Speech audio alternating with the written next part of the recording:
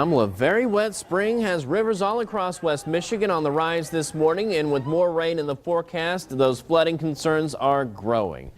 And in Grand Rapids, the rising waters could end up causing some big problems for the course for the largest 25K road race in the country.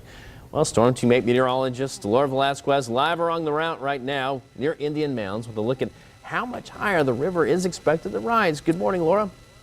Good morning, Brett. 26 days from right now, the crews will already have the course set up. The runners will be warming up, setting up to run down Indian Mounds in that 25K road race. We're standing at what would be about mile 3 along Indian Mounds Road. Now, this is the road that runs in between the Grand River and Interstate 196 between Granville and Grand Rapids. Look at that yellow line running down the middle of your screen right now. That's the dividing line here in the roadway, and you can see how much it is underwater. Now, the river here is expected to crest today, but we wanted to give you a look at what it would look like during the daytime. Here are some pictures sent in to us from a viewer yesterday. These came from Mike of Grand Rapids. They show Indian Mounds Road and the road closed signs, what they looked like, say, 18 to 20 hours ago in the daylight. The river levels have continued to come up, and the photographer and I have to move back our camera more than once because they continue to creep in our direction. Of course, the Grand River just behind me here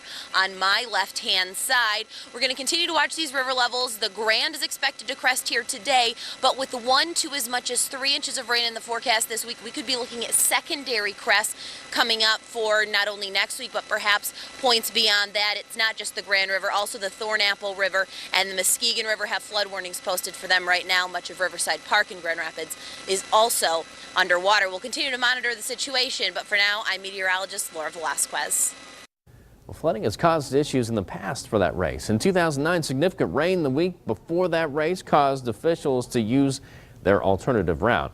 Then just a few years later, in 2011, flooding threatened a section of the course, and organizers decided just a few days before the race that the course would be good to use. We, of course, are going to continue monitoring the river levels as we get closer to this year's May 11th race.